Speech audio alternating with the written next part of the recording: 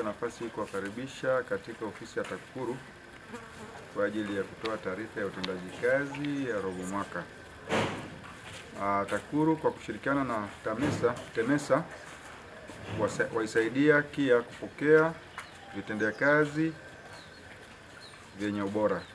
Ndugu wanahabari, taarifa ninayoitoa leo inahusu mafanikio ya utekelezaji wa majukumu ya TAKUKURU mkoa wa Kilimanjaro katika robo ya tatu ya mwaka 2024-2025, yaani Januari hadi Machi 2025.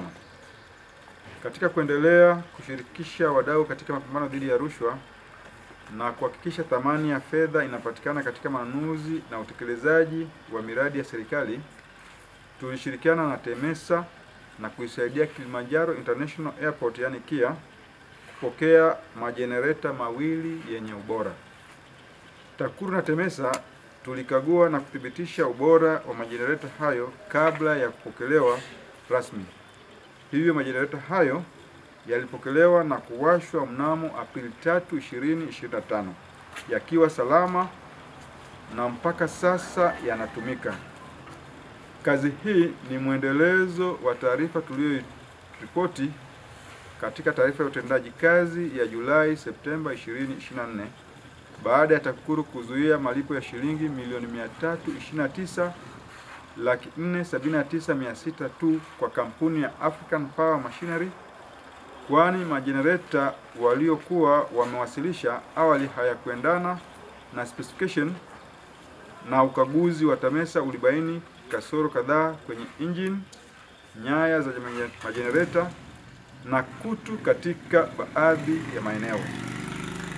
Kutokana na mapungufu hayo, TAKUKURU ilimtaka mzabuni huyo aondoe majenereta hayo na kuwasilisha majenereta yanayokidhi vigezo.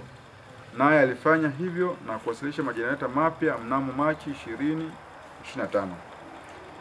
Ndugu wanahabari, katika hatua nyingine, katika kuhakikisha serikali inafikia malengo yake ya kukuza uchumi kupitia ukusanyaji wa mapato, tumefuatilia makusanyo ya mapato katika mnada wa njia panda ambao kwa muda mrefu umekuwa ukikusanya mapato yasiyozidi shilingi milioni 124 kwa wiki.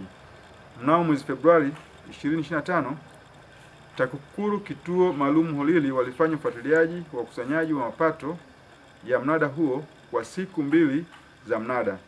Yaani mnada unaendeshwa mara moja kwa wiki. Mapato yaliongezeka kutoka shilingi milioni 124,000 hadi shilingi milioni 1,422,000 wiki ya kwanza, na wiki ya pili ilipanda kutoka mpaka milioni 1,446,000 kwa wiki iliyofuata. Uzuiaji rushwa. Miradi yenye thamani ya shilingi bilioni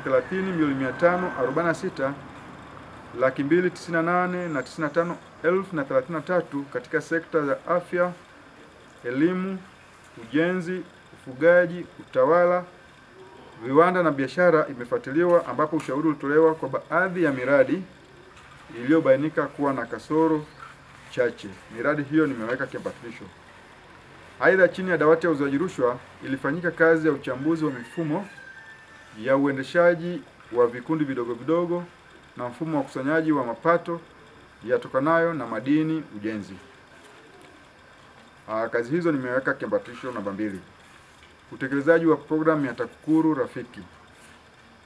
Kata 19 zimefikiwa na jumla ya kero 208 zimepokelewa, ambapo kero 89 zimepatiwa majawabu na kero 119 zinaendelea kufanyiwa kazi. Uelimishaji umma.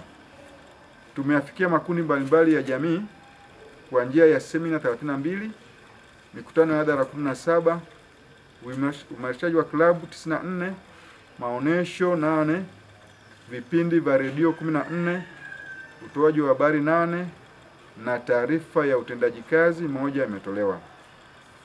Dawati la uchunguzi na mashtaka. Malalamiko 131 yamepokelewa, ambapo yanahusu rushwa ni malalamiko 64 na sio rushwa ni malalamiko 67. Kwa upande wa mashtaka, kesi 14 zinaendelea mahakamani. Kesi mpya zilizofunguliwa ni 6. Kesi zilizoshinda ni 5, na katika kesi zinazoendelea katika mahakama mbalimbali mkoani Kilimanjaro, kesi moja ni grant corruption ambayo inaendelea katika mahakama ya uhujumu uchumi. Asanteni kwa kunisikiliza. Kuzuia rushwa ni jukumu langu.